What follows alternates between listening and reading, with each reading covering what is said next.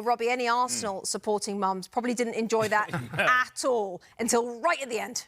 Yes, but it was the result we expected, but not in the manner that it played out. But right now, Rebecca, I think you asked me at the beginning of the day what's different about this Arsenal team is this Arsenal team get it done. Last season, this might have been a 1-1 draw.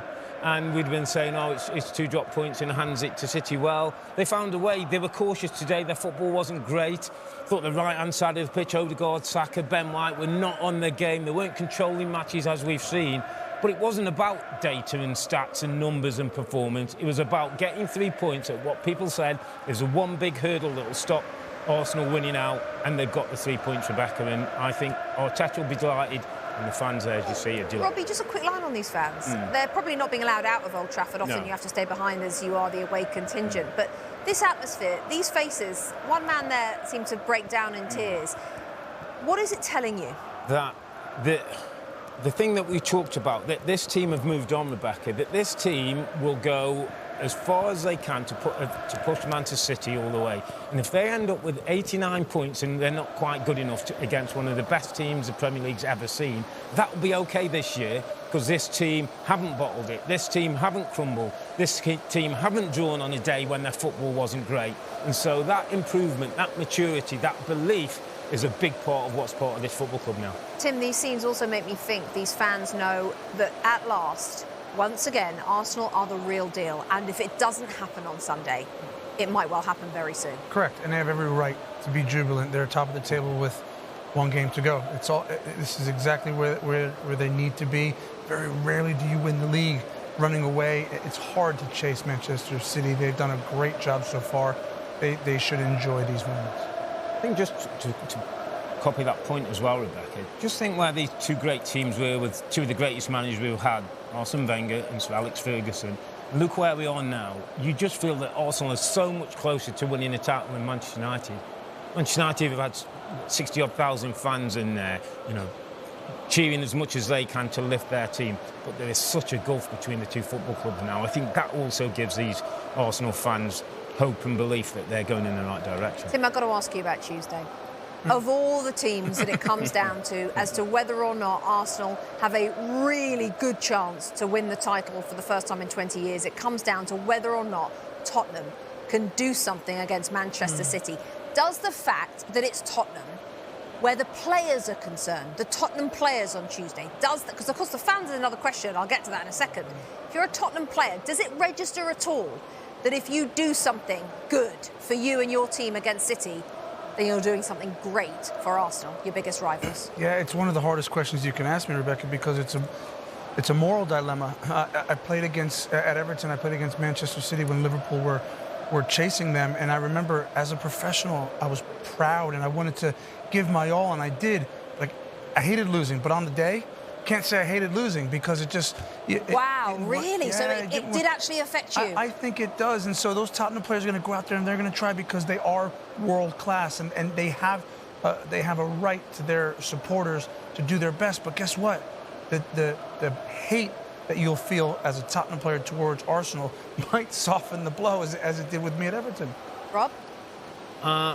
As a professional, Rebecca, I always think, first and foremost, you look after yourself. And I look after myself. And I'm a Spurs player. But what if your fans don't want you to look after yourself? There's still an outside chance of Champions League football for Spurs. Well, might be over by tomorrow, that. But if it's still alive, that's a chance. I have to go for Champions League football at my football club. And I have to try and win as many games as I can at my football club. There's a couple of players at that Spurs squad, by the way, who might be playing for the Tottenham careers. Richarlison and Højbjerg and 1 or 2 others. I think those are all the things that make me think, as a professional, Rebecca, listen, if Arsenal get a benefit of it, good luck to Arsenal. Oh, lovely day in Manchester. It was sunny about 2 hours ago, hailing now on the field at Old Trafford. Rob, just to go back to that, I mean, some of the players also trying to get on the plane, go to the Euros, so the likes of James Maddison desperate to try and get on that plane. So, yes, I'm sure, I'm not questioning their professionalism at all.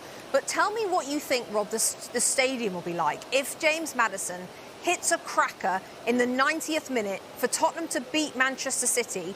Is it going to erupt? Is it really going to erupt? It will erupt because it's Tottenham. You support your team, Rebecca. First and foremost, I think you support your football team and you want your football team to do well. And the reason that Spurs fans will be behind the team, and there's a reason that Spurs players will play them most, because they need points for Tottenham Hotspur Football Club.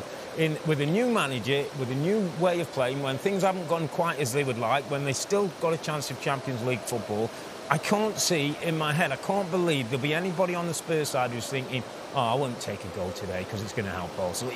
I just don't think it comes into your thinking. Yeah. OK, no, that's fair enough. And what are the chances that they do smack in a winner in the 90th minute against Man City, Tottenham, Tim?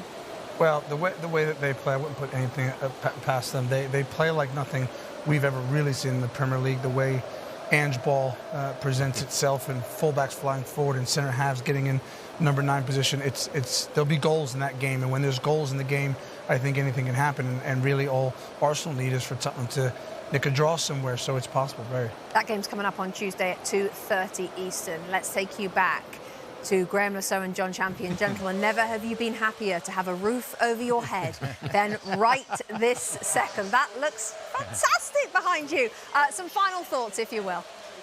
Yeah, are we doing a cross, Rebecca, for Peacock or for the Weather Channel? Because it's absolutely siling it down, as you can see. And you've heard a lot about the roof, which is symbolic of the Glazers leaving the stadium alone now for 18 years. They've not done anything to it. Well, there are lots of leaks in the roofs, some of them quite close to us at the moment, and that symbol is of the decay of the club, and also we saw today of the team. What did you make of Arsenal's display in these circumstances? I thought it was a bit of a stop-start performance. It lacked the fluidity that we've seen Arsenal, that creativity, that openness, the explosive nature of the way they play. It was much more conservative and measured.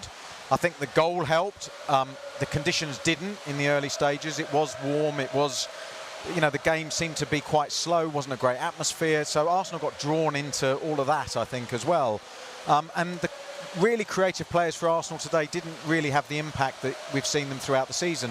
But managing that 1-0 is a hard job to do, because you start to get to a point where you've got something to lose.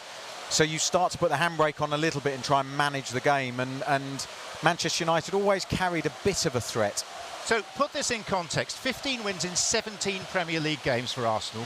Normally, that is, without any question, title-winning form, except this year it's not. No, and it says so much about the quality, the approach of City, the way they play, the way they dominate seasons. It's not just one, it's 4, 5 seasons of just this amazing combination of great quality players, a coach who is always looking for new ways of testing his team, teaching them, and then putting opponents under renewed pressure. And it's a great contest, and whatever happens, this Arsenal team have been absolutely fantastic. What they achieved last year was outstanding. This year, to go even closer, even if they don't win it, is another big step in the right direction.